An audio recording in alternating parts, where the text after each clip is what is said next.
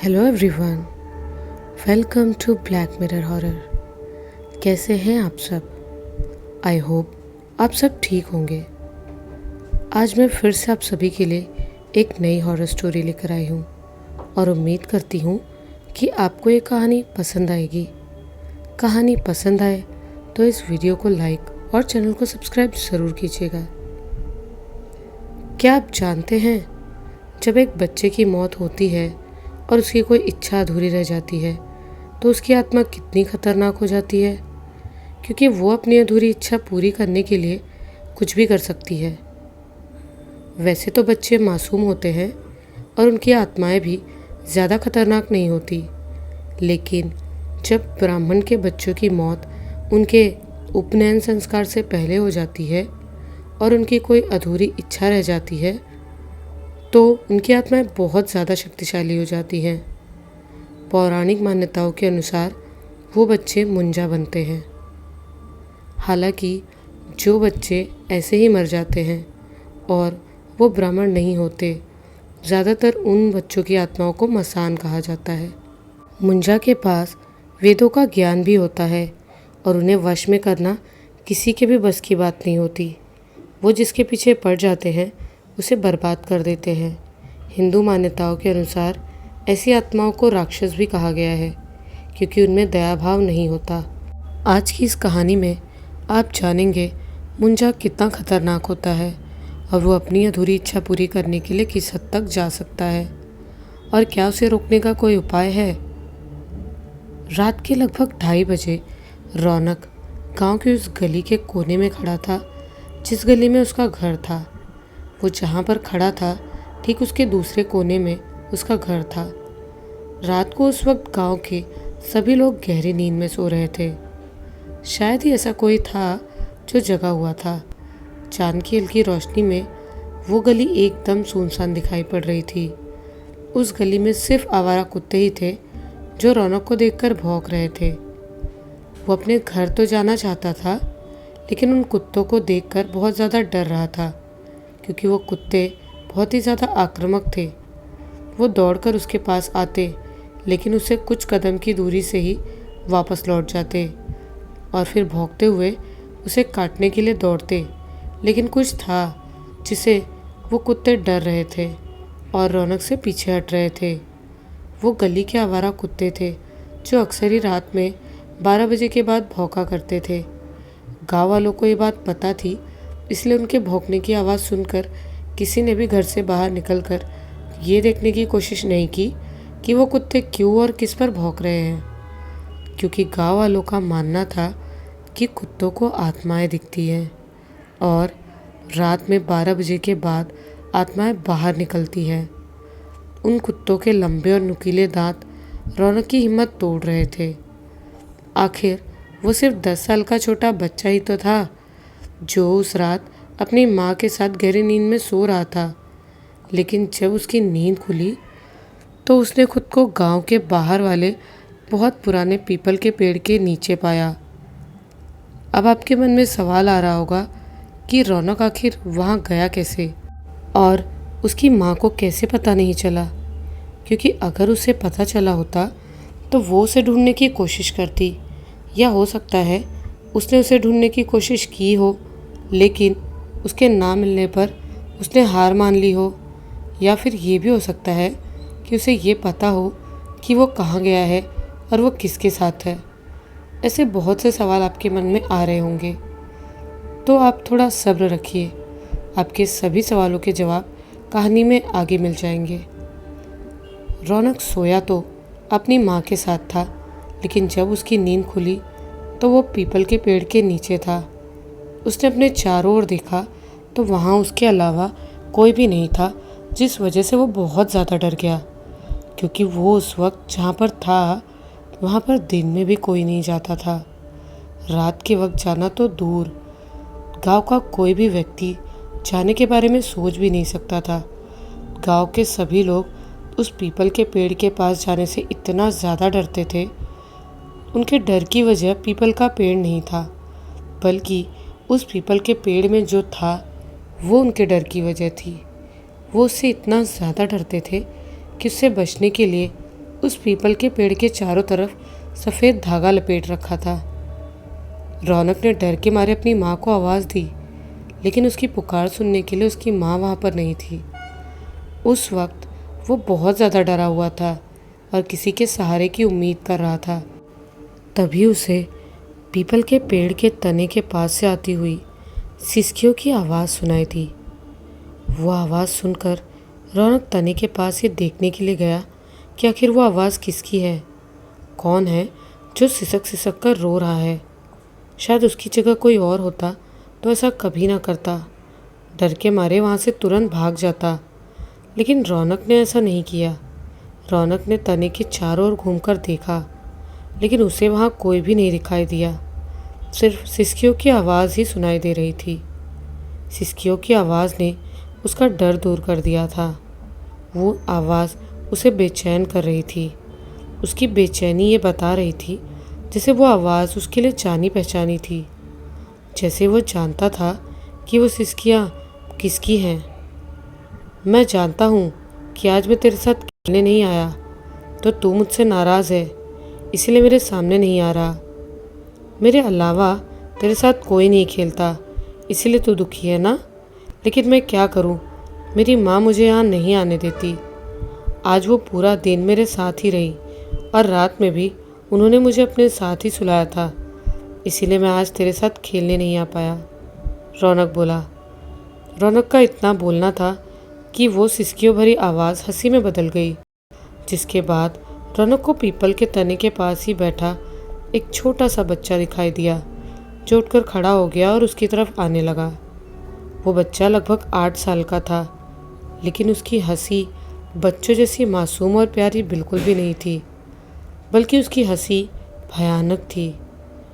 वो हंसी रौनक के अलावा अगर कोई बड़ा बुजुर्ग सुन लेता तो शायद डर के मारे वहाँ से तुरंत भाग जाता। लेकिन रौनक को वो हंसी बिल्कुल भी डरावनी नहीं लगी थी, बल्कि उस हंसी ने तो उसके मन में जो थोड़ा बहुत डर था वो भी दूर कर दिया था। रौनक उसकी तरफ भागा और उसके पास जाकर उसे गले से लगा लिया।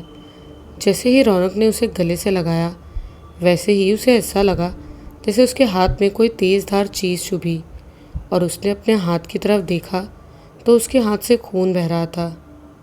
ये क्या किया तूने? इसीलिए तो मेरी माँ मुझे तेरे पास नहीं आने देती। मैं जा रहा हूँ, मुझे नहीं खेलना तेरे साथ। तू हर बार मेरे साथ ऐसा ही करता है। तुझे नहीं पता क्या मुझे कितना दर्द होता है।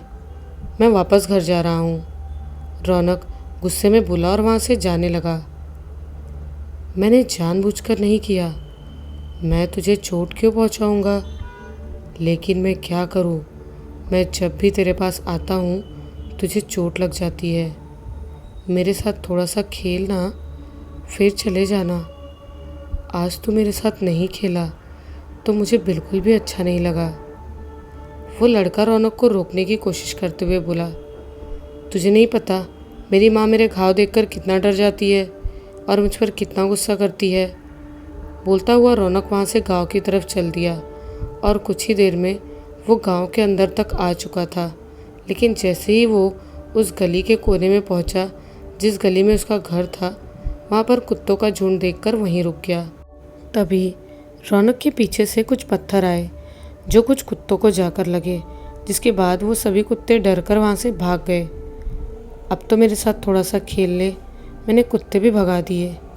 रौनक को अपने पीछे से आवाज़ आई, लेकिन उसने उसका कोई जवाब नहीं दिया और वो जिस हाथ में चोट लगी थी दूसरे हाथ से उसे पकड़कर अपने घर की तरफ भाग गया। ठीक है तो मत खेल, मैं भी बताऊंगा। तू खेल किसी और के साथ, मैं भी देखता हूँ तू कैसे खेलता है, वो लड़का बोला। इतना बोलकर वो वहाँ से चला गया। रौनक ने घर पहुंचकर देखा कि उसके घर का दरवाज़ा बाहर से बंद था। जैसे ही उसने दरवाज़ा खोला तो उसने देखा कि उसके माता पिता और दादा दादी बरामदे में बैठे रो रहे थे। रौनक को इस तरह अपने सामने अचानक देखकर उसकी माँ ने तुरंत उसे गले से लगा लिया। रौनक की माँ ने जैसे ही उसे गले से लगाया वो चीख पड़ा, क्योंकि उसके घाव में धक्का लग गया था। रौनक के साथ जो कुछ भी हुआ था वो उसने अपनी माँ से बताया। हे भगवान, ये मेरे किन कर्मों की सज़ा मेरे बेटे को मिल रही है। हमने क्या बिगाड़ा है किसी का जो हमारे साथ ऐसा हो रहा है। न जाने कब हमें उससे छुटकारा मिलेगा। खुद तो मर गया, मेरे बेटे को भी जीने नहीं दे रहा। रौनक की माँ रोते हुए बोली। रौनक की माँ जिसके बारे में बातें कर रही थी वही रौनक को घर से बाहर ले गया था। उसी ने घर के सारे दरवाजे बाहर से बंद कर दिए थे ताकि कोई भी उसे ढूंढता हुआ वहाँ तक ना पहुँच सके जहाँ वो उसे ले गया था, क्योंकि रौनक के घर वालों को मालूम था कि रौनक को वो रात के उस वक्त कहाँ ले जाएगा। ऐसा इसीलिए क्योंकि वो पहले भी रौनक को अपने साथ वहाँ ले जा चुका था, और वो कोई और नहीं बल्कि मुंजा था। मुंजा किसी बच्चे का नाम नहीं होता, बल्कि उन ब्राह्मण बच्चों की आत्मा का नाम होता है जिनकी मौत उपनयन संस्कार से पहले हो जाती है। रौनक की माँ ये जानती थी कि वो मुंजा कौन है। वो कोई और नहीं बल्कि उसी के घर के सामने रहने वाले पंडित बाला प्रसाद शास्त्री के सबसे छोटे बेटे गुल्लू मतलब गुलशन की आत्मा थी। उसी की मौत उस दिन से ठीक 2 साल पहले जब वो 8 साल का था तब हुई थी। जिस दिन उसका उपनयन संस्कार होना था, उपनयन संस्कार वाले दिन नहीं बल्कि उपनयन संस्कार की विधियां संपन्न होते हुए एक हादसे में उसकी मौत हो गई थी। तभी से वो मुंजा के रूप में रौनक के साथ है। ऐसी मान्यता है कि ऐसे ब्राह्मण बच्चे जिनकी कोई इच्छा अधूरी रह जाती है और उपनयन संस्कार संपन्न होने से पहले उनकी मौत हो जाती है, वो मरने के बाद मुंजा बनते हैं और अपनी आखिरी अधूरी इच्छा पूरी करते हैं। फिर चाहे वो इच्छा कोई भी हो। अपनी एक अधूरी इच्छा पूरी करने के लिए मरने के बाद मुंजा बना गुलशन रौनक के साथ रहने लगा था। ये उस दिन की बात है जब गुलशन का उपनयन संस्कार होने वाला था। वो अपने घर से भागकर रौनक के घर आ गया और बोला, मुझे उपनयन संस्कार नहीं करवाना, क्योंकि उसके बाद मेरे माता पिता मुझे पढ़ने के लिए शहर भेज देंगे और मैं रौनक से दूर नहीं जाना चाहता। गुलशन की इस तरह मासूमियत भरी बातें सुनकर रौनक के माता पिता को खुशी हुई और दुख भी हुआ। खुशी इस बात की कि उसके बेटे का इतना प्यारा दोस्त है, और दुख इस बात का कि वो उससे बिछड़ जाएगा। वो दोनों तब से साथ थे जब से दोनों ने चलना शुरू किया था। तब उनकी उम्र 2 साल के लगभग थी। वो दोनों एक ही स्कूल में पढ़ते थे, साथ स्कूल जाते और घर पर भी साथ ही आते थे। वो दोनों एक ही उम्र के थे और 8 साल तक पहुँचते पहुँचते उन दोनों की दोस्ती इतनी गहरी हो चुकी थी कि वो दोनों एक दूसरे से दूर नहीं रहना चाहते थे। गुलशन को ढूंढते हुए उसके माता पिता भी रौनक के घर पहुंच चुके थे, क्योंकि उन्हें मालूम था कि गुलशन अगर घर में नहीं होगा तो वो कहाँ होगा। वो दोनों गुलशन को अपने साथ घर ले गए। वहाँ उसके उपनयन संस्कार की पूरी तैयारी हो चुकी थी। रौनक भी उसके साथ गया। सबसे पहले उसका मुंडन किया गया। मुंडन करने के बाद उसे एक ब्राह्मण की तरह तैयार किया गया। उसे हल्दी लगाई गई और उसे नहलाया गया, जिसके बाद उसका जनेऊ संस्कार भी हुआ। उसके बाद उसे भगवा रंग की धोती पहनाई गई और उसे खड़ाऊ मतलब लकड़ी से बनी चप्पल भी दी गई, और उसे पीतल का एक कमंडल भी दिया गया, जिसे लेकर उसे अपने सभी घर वालों से भिक्षा मांगी। जिसके बाद उसे एक डंडा दिया गया जिसमें पोटली बंधी थी।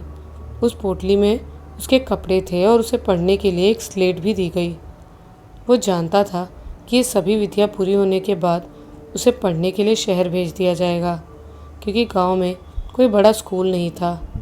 उसके माता पिता ने उससे कहा था कि उसके साथ रौनक भी जाएगा। रौनक के साथ चलने की बात मानकर ही गुलशन उपनयन संस्कार के लिए तैयार हुआ था। ब्राह्मण की तरह सजा छोटा गुलशन अपने नन्हे पैरों में लकड़ी की खड़ाऊ पहनकर एक हाथ में कमंडल पकड़े और एक हाथ में लकड़ी और स्लेट पकड़े पूरे गांव में भिक्षा मांग रहा था। ये एक परंपरा होती है। उसके साथ उसका दोस्त रौनक और उसके पूरे परिवार वाले भी चल रहे थे। जब वो गांव के अंतिम घर में भिक्षा मांगने के लिए पहुंचे, तब 2 बैल लड़ते हुए वहां आ गए और एक बैल ने अपनी सींगों में फंसाकर उसे दूर फेंक दिया। वो सिर के बल ज़मीन पर गिरा, जिस वजह से उसके सिर में बहुत गहरी चोट लग गई और उसने वहीं तड़प तड़प कर दम तोड़ दिया। रौनक ने अपने दोस्त को अपने सामने तड़प तड़प कर मरते देखा। कुछ ही पलों में खुशियों का वो माहौल खौफनाक मंजर में बदल गया था। दर्दनाक मौत होने के बाद गुलशन का पूरे विधि विधान से अंतिम संस्कार किया गया। हिंदू सनातन धर्म में सिर्फ 2 वर्ष के बच्चों को ही दफनाया जाता है और उससे बड़े किसी भी बच्चे या बुजुर्ग का दाह संस्कार किया जाता है। ऐसी मान्यता है कि 2 वर्ष के बच्चों का अपने शरीर के साथ जुड़ाव नहीं होता, अतः उनकी आत्माएं मृत्यु के बाद आसानी से शरीर छोड़ देती है और दोबारा उसमें प्रवेश करने की कोशिश नहीं करती। लेकिन उसके बाद बच्चों में अपने शरीर से जुड़ाव हो जाता है और मरने के बाद उनकी आत्माएं आसानी से शरीर नहीं छोड़ती, वो दोबारा शरीर में प्रवेश करने की कोशिश करती है। यही कारण है कि उनका दाह संस्कार किया जाता है।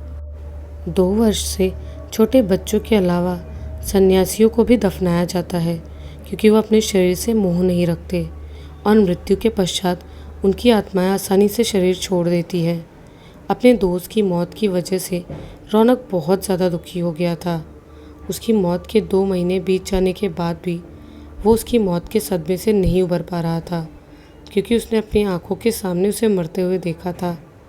एक रात रौनक की माँ गुलशन के बारे में सोच रही थी, तभी उसे ऐसा लगा जैसे किसी ने उसे पुकारा हो। वो आवाज़ उसे जानी पहचानी लगी, क्योंकि उसने पहले भी वो आवाज़ कई बार सुनी थी, लेकिन उसे वो अपने मन का वहम लगा और उसने उस पर ध्यान नहीं दिया। कुछ देर बाद फिर उसे वही जानी पहचानी आवाज़ सुनाई दी, चाची, रौनक कहाँ है? मुझे आज वो नहीं दिखा, मुझे उसके साथ खेलना है। ये सुनकर वो चौंक गई और अपने चारों तरफ देखने लगी, लेकिन उसे कोई भी दिखाई नहीं दिया। वो आवाज़ किसी और की नहीं बल्कि गुलशन की ही थी। कमरे में उस वक्त सिर्फ वही थी और गुलशन के बारे में सोच रही थी। रौनक और उसके पापा नहीं थे, इसलिए उसने सोचा कि वो उसके बारे में सोच रही है, इसीलिए उसकी आवाज़ सुनाई दे रही है। ऐसा सोचकर वो सोने की कोशिश करने लगी। तभी उसे ऐसा लगा जैसे किसी ने उसे ज़ोर से थप्पड़ मारा और वो चौंक कर उठकर बैठ गई। तभी उसे अपने सामने एक काली परछाई दिखाई दी और फिर वही आवाज़ आई, रौनक कहाँ है? वो आवाज़ सुनकर वो बहुत ज़्यादा डर गई और कमरे से बाहर भागी। उस रात उसे बिल्कुल भी नींद नहीं आई। उसे ऐसा लग रहा था जैसे वो काली परछाई उसे घूर रही है और उससे बार बार एक ही सवाल कर रही है, रौनक कहाँ है? गुलशन की मौत के बाद ऐसा पहली बार हुआ था, या शायद उसकी मौत के बाद से ही होने लगा था, लेकिन उस पर किसी ने ध्यान ही नहीं दिया। गुलशन की मौत के होने के बाद से लेकर उसका अंतिम संस्कार किए जाने तक रौनक बहुत ज़्यादा दुखी था, लेकिन उसका अंतिम संस्कार होने के बाद अचानक ही वो हंसने लगा था, मानो जैसे कुछ हुआ ही नहीं। उस वक्त उसके घर वालों ने ज़्यादा ध्यान नहीं दिया, क्योंकि वो सोच रहे थे कि शायद उसे सदमा लगा है, इसीलिए वो इस तरह की हरकतें कर रहा है। अगले दिन रौनक अपने माता पिता के साथ खाना खा रहा था। तभी वो खाना खाते हुए उठा और गेंद के साथ खेलने लगा। उसे देखकर ऐसा लग रहा था जैसे वो किसी के साथ खेल रहा है, लेकिन वहाँ पर उसके अलावा कोई भी नहीं था। वो वही खेल रहा था जो वो गुलशन के साथ खेला करता था। उसके माता पिता को ये बात अजीब लगी और उन्होंने उससे कहा, बेटा तू अकेले मत खेल, पहले खाना खा ले, फिर हम भी तेरे साथ खेलेंगे। नहीं माँ, मैं अकेला नहीं हूँ, मैं गुलशन के साथ खेल रहा हूँ, मुझे उसी के साथ खेलना है, किसी और के साथ नहीं खेलना, मुझे अभी खाना भी नहीं खाना, रौनक ने जवाब दिया। रौनक की बातों से वो दोनों समझ रहे थे कि वो अभी भी गुलशन की मौत की वजह से सदमे में है, इसलिए वो इस तरह की हरकतें और बातें कर रहा है और कुछ दिनों बाद वो सदमे से बाहर आ जाएगा और अपने आप ही ठीक हो जाएगा। लेकिन दिन बीतने के साथ ठीक होने की बजाय उसकी हरकतें और अजीब होने लगी। वो कभी सोते सोते उठ जाता और खेलने लगता, तो कभी खेलते खेलते गांव के बाहर वाले पीपल के पेड़ के पास पहुंच जाता, और जब वो लोग उसे वापस घर लाने की कोशिश करते तो वो कहता कि उसका दोस्त गुलशन वहीं है और वो भी उसी के पास ही रहेगा, घर नहीं जाएगा। उसी पेड़ के पास गुलशन के पिताजी का खेत था और वहीं पर उसका अंतिम संस्कार किया गया था। इन घटनाओं को रौनक के माता पिता छोटी मोटी घटना समझ रहे थे, जिस वजह से उन्होंने उस पर ध्यान नहीं दिया, न ही किसी से उन घटनाओं के बारे में बताया। लेकिन एक दिन उनके पैरों तले की ज़मीन खिसक गई। उस दिन रौनक के सभी घर वाले, उसके दादा दादी, चाचा, उसके माता पिता सभी खेत के काम से गए हुए थे और वो भी उनके साथ खेत में ही था। वो सभी खेत में काम कर रहे थे और रौनक वहीं पास ही मेड़ पर बैठा खेल रहा था। कुछ देर तक तो उन सभी की नज़रें रौनक पर ही थी कि वो कहीं चला न जाए, लेकिन जैसे ही उनका ध्यान उस पर से हटा, वो वहाँ से कहीं चला गया। उन्होंने उसे खेत के आसपास बहुत ढूंढा, लेकिन वो उन्हें कहीं नहीं मिला। तब उन्होंने सोचा वो शायद उसी पीपल के पेड़ के पास गया होगा जहाँ वो अक्सर जाया करता था, और तुरंत वो लोग वहाँ पहुँच गए। लेकिन रौनक वहाँ भी नहीं था। रौनक को वहाँ ना पाकर वो लोग बहुत ज़्यादा परेशान हो गए और घबरा भी रहे थे, कहीं उसके साथ कोई अनहोनी ना हो जाए। लेकिन उनमें से किसी के भी मन में ये ख्याल नहीं आया कि वो घर चला गया होगा, क्योंकि घर पर ताला लगा हुआ था। वो पांचों रौनक को पूरे गांव में ढूंढने लगे और जो भी मिलता उससे वो रौनक के बारे में पूछते। तभी उन्हें किसी ने बताया कि उसने रौनक को घर की तरफ जाते हुए देखा है। जब वो घर पहुंचे तो उन्होंने देखा कि घर का दरवाज़ा खुला हुआ है और अंदर से रौनक के रोने की आवाज़ आ रही है। वो सभी तुरंत अंदर गए और देखा कि रौनक एक कोने में बैठा रो रहा है और उसका पूरा शरीर खून से लथपथ है। उसके पूरे शरीर पर किसी धारदार चीज़ से कटने के निशान हैं, लेकिन वो धारदार चीज़ क्या है उन्हें समझ नहीं आ रहा था, क्योंकि उस वक्त वहाँ पर कोई भी नहीं था और कोई धारदार चीज़ भी दिखाई नहीं दी। रौनक को उस हालत में देखकर वो सभी बहुत ज़्यादा डर और घबरा गए। उन्हें कुछ भी समझ में नहीं आ रहा था कि उसके साथ ऐसा किसने किया और क्यों किया। वो तो ये भी नहीं समझ पा रहे थे कि जब घर के दरवाजे पर ताला लगा हुआ था तो वो घर के अंदर आया कैसे, उसने ताला कैसे तोड़ा, क्योंकि उसके पास चाबी नहीं थी। उसने खुद से तोड़ा या फिर किसी ने उसकी मदद की। रौनक की माँ जैसे ही उसके पास उसे चुप करवाने के लिए गई, वैसे ही वो अपने घाव दिखाते हुए बोल पड़ा, माँ, वो बहुत बुरा है, उसने मुझे बहुत मारा, मैं उसके साथ अब से कभी नहीं खेलूँगा। देखो कितना खून निकल रहा है। किसने तुझे मारा? उसने उसे अपनी गोद में उठाकर पूछा। वही माँ, मेरा दोस्त गुलशन।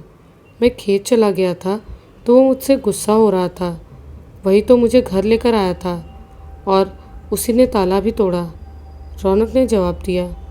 उसकी बातों से वो सभी घबरा गए, लेकिन वो जो आगे बताने वाला था वो सुनने के लिए शायद वो तैयार नहीं थे और न ही उनमें से किसी ने सोचा था कि वो ऐसा कुछ कहेगा। रौनक ने आगे बताया कि गुलशन उसे अपने साथ चलने को बोल रहा है और वो कह रहा है कि मेरे साथ मेरे यहाँ रह। रौनक के शरीर के घाव देखकर और उसकी बातें सुनकर उन्हें उतना तो समझ आ गया था कि गुलशन की आत्मा उसके साथ ही रह रही है, क्योंकि जब से वो मरा था तब से रौनक के साथ और अजीब घटनाएं होने लगी थी और उस वक्त वो उसका पूरा शरीर लहूलुहान था। रौनक के शरीर के घाव और घर का टूटा हुआ ताला इतना बताने के लिए काफ़ी थे कि गुलशन की रूह बहुत ही शक्तिशाली है, जो अगर रौनक के पास रही तो वो उसके साथ कुछ भी कर सकती है। कुछ भी मतलब उसे मार भी सकती है। इसीलिए उसके माता पिता ने उसे कुछ दिनों के लिए उसके नाना नानी के यहाँ छोड़ने का फ़ैसला किया और उसके अगले ही दिन रौनक के पिता उसे वहाँ ले गए। यही कारण था कि गुलशन को जब रौनक पूरा दिन दिखाई नहीं दिया तो वो उसकी माँ से उसके बारे में पूछने लगा और उसके पास गया था। रौनक के माता पिता समझ रहे थे कि अगर वो उसे कहीं दूर ले जाएंगे तो गुलशन की रूह उसे परेशान नहीं करेगी, लेकिन उसी दिन उसने खुद को उनके सामने जाहिर कर दिया। उससे पहले 2 महीनों तक उसने ऐसा नहीं किया था। रौनक की माँ ने रात की घटना अपने सास ससुर मतलब रौनक के दादा दादी से बताई।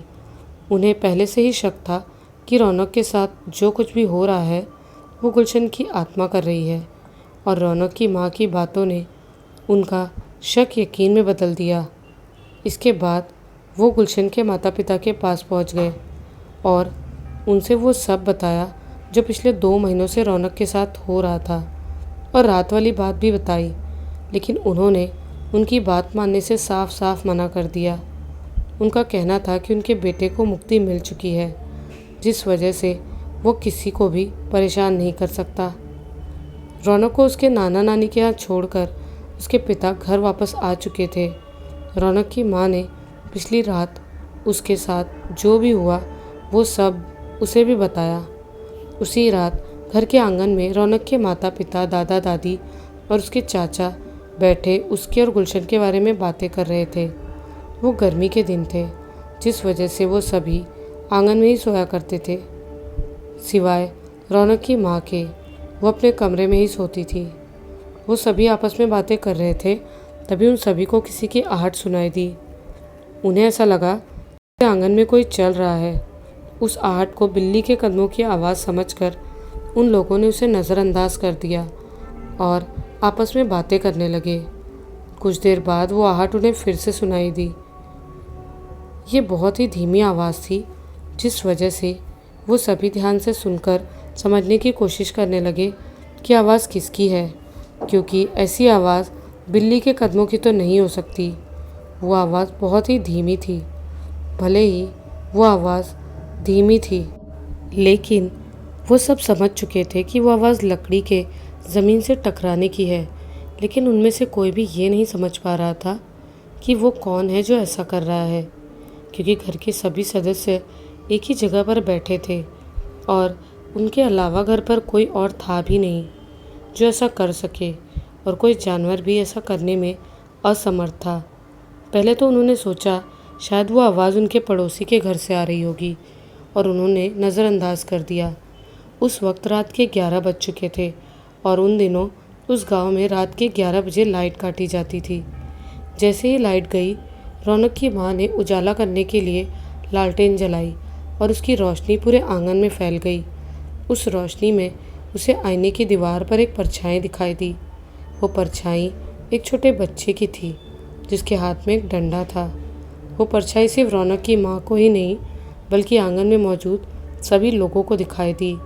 वो सभी कुछ देर तक उस परछाई को देखते रहे, और उनके देखते ही देखते वो परछाई चलने लगी, और जैसे ही उसके कदम बढ़ रहे थे, वैसे ही वहीं टक टक की आवाज़ उन्हें फिर से सुनाई दी। इस बार वो आवाज़ बहुत तेज़ थी, क्योंकि वो जो भी था वहीं पर ही चल रहा था। कुछ देर तक दिखाई देने के बाद बच्चे की वो परछाई गायब हो गई, लेकिन उसके गायब होने से पहले उन सभी को एक आवाज़ सुनाई दी, मुझे मेरा दोस्त वापस चाहिए। वो आवाज़ गुस्से से भरी थी। उस घटना के बाद वो सभी बहुत ज़्यादा डर गए थे, लेकिन वो कुछ भी नहीं कर सकते थे, क्योंकि उनके साथ वैसी घटना पहली बार हुई थी। वो समझ नहीं पा रहे थे कि वो क्या करे क्या नहीं। उस रात रौनक की माँ भी सबके साथ आंगन में सोई थी, लेकिन उस रात कोई भी सो नहीं पाया था, क्योंकि रात भर उनके आंगन से बड़े बड़े पत्थर आकर टकरा रहे थे। वो लोग पत्थरों से बचने के लिए घर के अंदर चले गए, लेकिन फिर वो पत्थर घर की छत से आकर टकराने लगे। छत से जब भी पत्थर टकराता था, उन सबको हंसी की भयानक आवाज़ सुनाई देती। वो आवाज़ सुनकर वो सभी सहम जाते थे। वो रात उन सभी की ज़िंदगी की सबसे लंबी रात साबित हुई, क्योंकि वो रात उन सभी ने खौफ और डर के साए में बिताई थी। उस रात के बाद अगली सुबह उनके साथ क्या हुआ, और क्या उन्हें इन सब चीज़ों से छुटकारा मिल पाएगा? क्या वो उस मुंजा का यानी गुलशन का सामना कर पाएंगे, और क्या रौनक की जान बचा पाएंगे? ये सब जानेंगे हम इस कहानी के अगले और आखिरी भाग में। यहाँ तक ये कहानी आपको कैसी लगी, हमें कमेंट्स में ज़रूर बताइएगा। मिलती हूँ बहुत जल्द इस कहानी के अगले और आखिरी भाग के साथ। तब तक के लिए बाय एंड टेक केयर।